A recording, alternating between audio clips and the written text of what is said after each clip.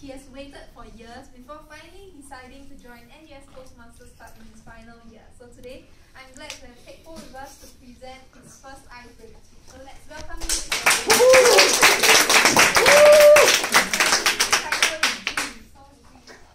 Thank you, Toastmaster Vincent. I think that was a great introduction, right? So, good evening, ladies and gentlemen. Good evening, boys and girls. You are so young, alright? And today, I'll be delivering my first speech, Project 1, the icebreaker. I'm supposed to share with you more about myself, right?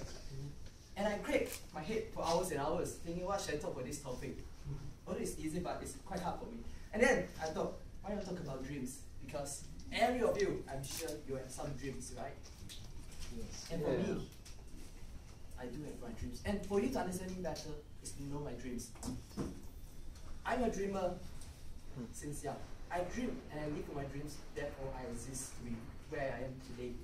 So I'll be sharing with you all my dreams. Before I move on, I would like to ask you, do you have a dream deep in your heart that you want to pursue?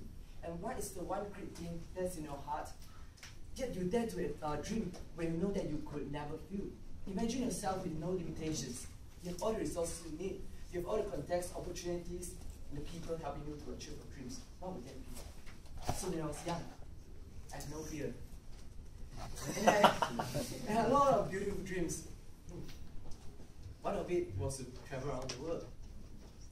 And to be true, I'm sure all of you will have the same dream, right? But too bad, not all the kids can afford such luxury dream, especially if you are not from a rich family. But I didn't give up and continued to dream more.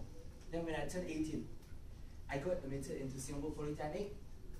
I was really happy because that was a big step for me in getting closer to my dream. Why?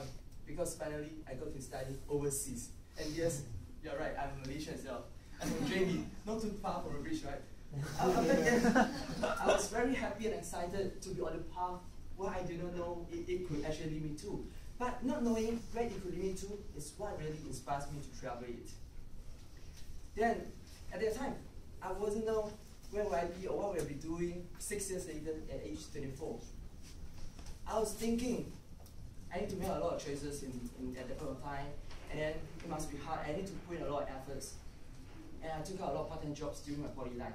So I managed to save up my first fund for my first overseas attachment to China. Yeah, it's only China, but to me, it's very big step also.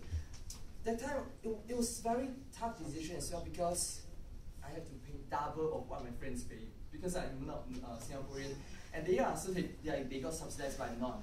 So even just before I left, I feel, is that a right decision to spend double of what my friends are doing and do the same thing, but I pay double? Give the same amount, right? So I fight for opportunity, and then I managed to be the organizing committee for one overseas community service project trip to Bangladesh. And then I got subsidized this time around.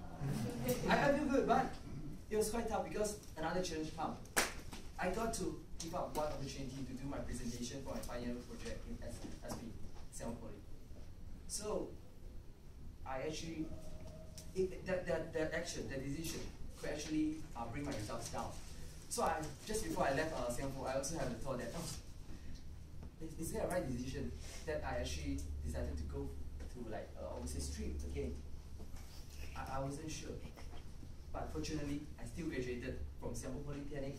I got to the best university in Asia and US. But I'm not the top student here, to be frank. And when I was in year 1, true, I got lost. Although I did quite well in SP, but I got lost when I was in year 1. And what's in my mind is really to live life to the fullest. Why so stress studying, right? I mean, what I want is really to get a direction. Education is just finding purpose of my life, to find my direction, and then to know I want to apply as many skills as possible to really do something I like, do everything and anything got me interested. So when I was in year 1, there's a long semester break between year 1 and year 2. I actually went to New Zealand for working holiday for 3 months, and that was really one big dream of mine since quite young.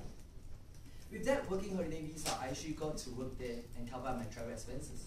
Not only that, I managed to do a lot of things off my bucket list, such as like bungee jump, skydiving, handwork, horse riding and all. That was really amazing times. And I really felt that I achieved at least one of my dreams. when I was there first time, I faced a lot of challenges when looking for jobs. There were a lot of uncertainties. It wasn't easy. And then at the end of the 3 months, when I realized that that was the best 3 months of my life, I feel really great. And just last year, I went to Korea for Syrian exchange program for 4 months. Even though I can't speak Korean at all, so language isn't a problem. Not even, I don't. Only 2 phrases like 안녕하세요, 감사합니다. So those are really the common thing I know to speak, but I still survived 4 months.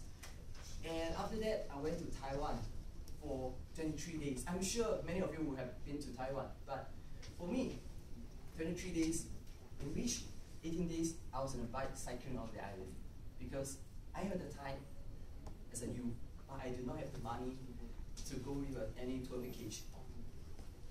Then, looking back, all the things I did, and I realized that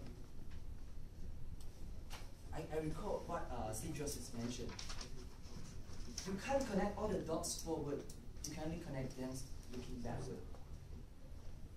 So those were all my dreams. And before I end the speech today, I'd like to remind you that all grown-ups were once children, but only few of them remember it.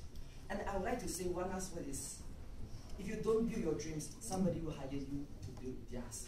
Those were the dreams of mine. And my next big dream is to be a great speaker. So what's your dream? Thank you very much.